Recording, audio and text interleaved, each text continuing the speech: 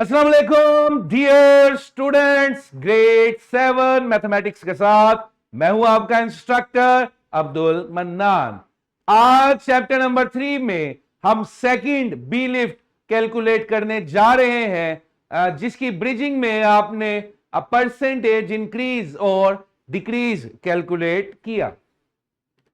आज का ये बी लिफ्ट increase and decrease in a ratio when a change in quantities occur, यानी कि क्वांटिटीज अगर चेंज होती हैं तो रेशियो पे क्या इंक्रीज या डिक्रीज में फर्क आता है। आसान अल्फाज में कहें तो जब आप न्यूमिनेटर या डिनोमिनेटर चेंज करते हैं, किसी क्वांटिटी को चेंज करते हैं, तो रेशियो क्या हो जाती है वो आपने बताना है।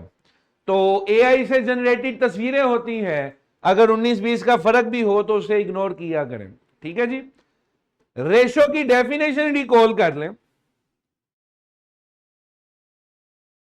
आपने कहा था रेशो कंपैरिजन है, लेकिन ये रेट से कैसे डिफरेंट है?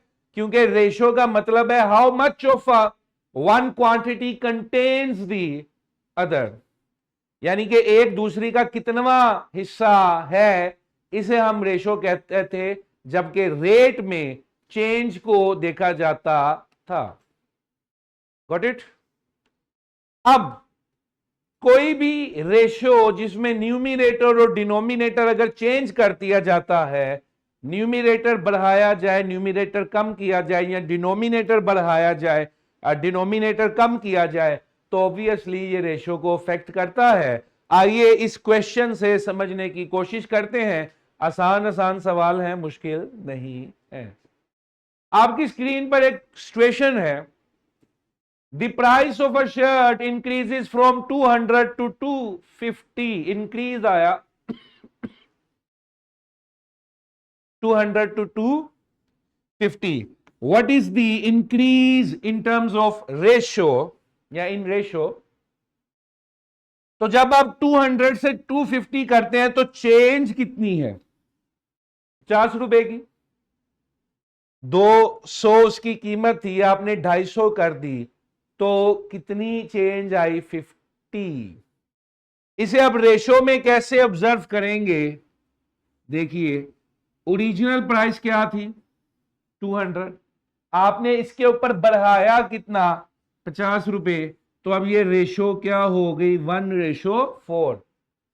1:4, यानी कि आपने मौजूदा कीमत का 1/4 हिस्सा बढ़ा दिया, इंक्रीज कर दिया।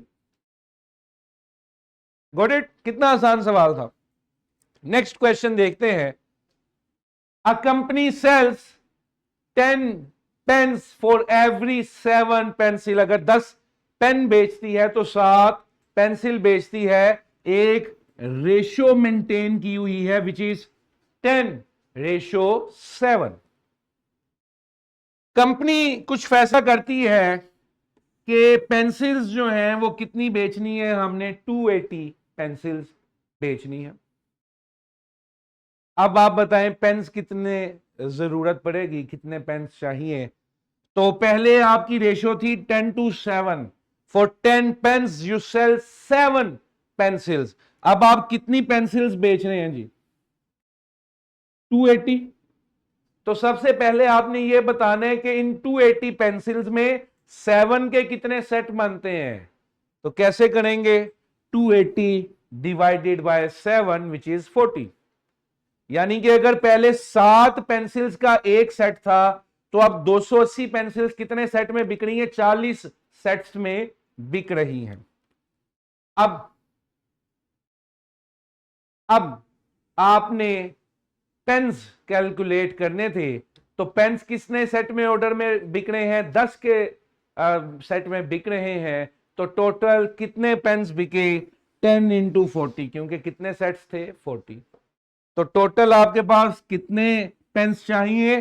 400 पेन्स चाहिए for every 280 pencils, keeping the ratio 10:7। उम्मीद है ये क्वेश्चन आपको समझ आया होगा। क्वेश्चन आसान है। आपने 280 पेंसिल्स थी, तो अब 280 पेंसिल्स के लिए पेन कितने बेचोगे? 10:7 में, तो 280/7, 40 सेट बेचूंगा मैं पेंसिल्स के। तो एक सेट जो था पेन का उसमें 10 थे, तो 10 और 40, 400 पेन्स मुझे बेचना पड़ेंगे। मजीद प्रैक्टिस कीजिए इस फॉर्मेटिव चेक पर और फिर अपनी वर्कबुक को भी सॉल्व कीजिएगा। इसी के साथ इजाजत दीजिए, बहुत शुक्रिया।